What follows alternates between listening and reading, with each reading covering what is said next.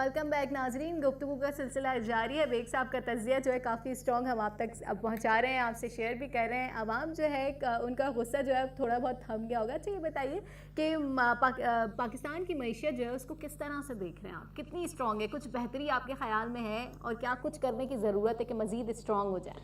जैसे किसी मुल्क की मैशियत के 3 पिलर होते हैं, ज़राअत, सनत और सर्विस सेक्टर, खिदमत का शोबा, बिल्कुल, जिसमें कंस्ट्रक्शंस हैं, मकान हैं, बैंक हैं, इंश्योरेंस कंपनियां हैं। ज़राअत में फसलें होती हैं, सनत में ये फैक्ट्रीज़ और इंडस्ट्रीज़ होती हैं। हमारा पाकिस्तान की जो मैशियत है उसका 60% खिदमत का शोबा है, 20% उसमें सनत है, 20% ज़राअत है। तो हमारी खदमात का शोबा जो है वो बहुत बड़ा है, बहुत वसी है, वसी है।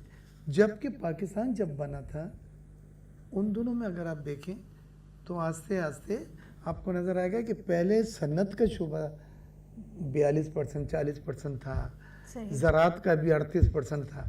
तो ये सुकड़ के कम हुआ है और खिदमात का शोबा सर्विस सेक्टर बड़ा है। उसकी वजह यह है कि हमारी सनत कॉम्पिटिटिव नहीं रही है, हमारी पैदावारी लागत में इजाफा हुआ है, बिजली गैस के नर्ख हमारे तेज़ी से बढ़ गए हैं, टैक्सेस की भरमार है, इनडायरेक्ट टैक्सेस की। तो लोग सनत से तंग आके अब इंपोर्ट करके सप्लाई कर देते हैं। लेकिन ये पाकिस्तान का ख्वाब नहीं था। क़ायद आज़म मोहम्मद अली जिन्ना ने पाकिस्तान को शॉप नहीं बनाना था, फैक्ट्री बनाना था। सही, ट्रेडिंग करके आप बेच दें या आप यहाँ पे लोगों को मुलाजमतें दे के खुद पैदा करें, अपने लिए भी यूज़ करें और एक्सपोर्ट भी करें। ये है पाकिस्तान का जो ख्वाब देखा था। तो हम समझते हैं कि मुल्क में सनत को कॉम्पिटिटिव बनाएं, क्योंकि ये वाहिद सेक्टर है जो जॉब्स सबसे ज़्यादा फराहम करता है, और उसमें भी छोटे और दरमियाने दर्जे की सनतें, बड़ी सनतें नहीं। हमारे जो टेक्सटाइल मिल्स हैं वो इतनी ज़्यादा जॉब्स नहीं दे सकते। छोटे और दरमियाने दर्जे की सनतों में आप जाएं, ऑटोमोबाइल सेक्टर की वेंडर इंडस्ट्री है जो ऑटो इंडस्ट्री के लिए क्लचेस बनाती है, गेट्स बनाती है, व्हील कैप बनाती है, व्हील्स, डिशबोर्ड, सीटें, रिम, ये सब।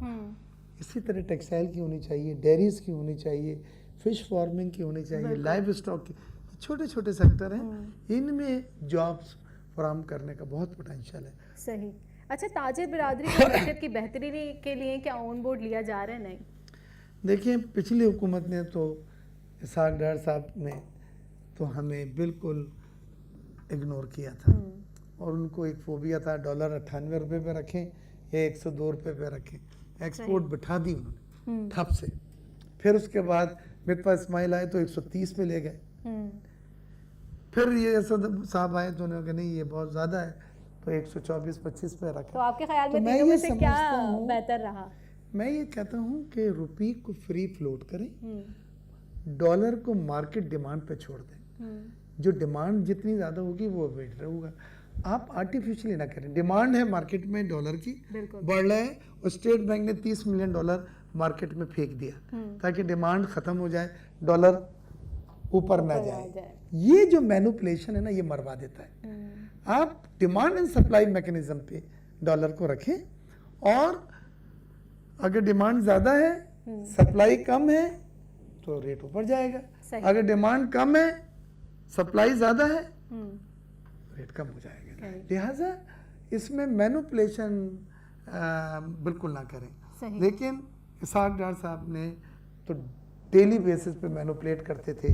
उनको ये था कि जितना कम मैं डॉलर रखूँगा जितने मेरी हुकूमत की कामयाबी है कि जी इतना स्ट्रॉन्ग रुपी है कि 98 रुपये के ऊपर है, जबकि टर्की लेरा गिर गया, इंडियन रुपीस गिर गया, बांग्लादेशी टका गिर गया।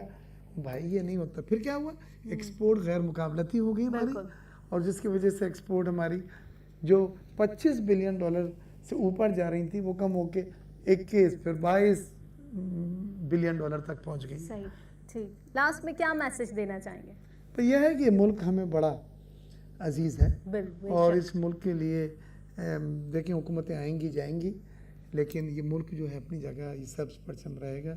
हम सब एक कौम बन के इस मुल्क की चैलेंजेस आते हैं। माँ अगर कभी बीमार हो तो उसको छोड़ के नहीं जाती, बिल्कुल। बल्कि उसको और गले लगा लेते हैं और मुश्किल वक्त में पूरी कोशिश करते हैं कि उसको सेहतयाबी जल्द से जल्द मिले। हमारा भी माँ जो है इस वक्त चैलेंजेस का सामना है, लेकिन हर रात के बाद एक सुबह आती है, हर अंधेरे के बाद उजाला होता है। और मैं पुरुम्मीद हूँ कि सुरंग की दूसरी तरफ जो रोशनी नज़र आ रही है वो एक रोशन पाकिस्तान है। बिल्कुल, एक रोशन पाकिस्तान है। बहुत ही खूबसूरत और बहुत ही प्यारी बात के साथ प्रोग्राम जो है अपने अख्ताम को पहुंचा है। इसी के साथ ही अपनी होस्ट कौकब फारूकी को इजाज़त दीजिए। अल्लाह ने के बाद।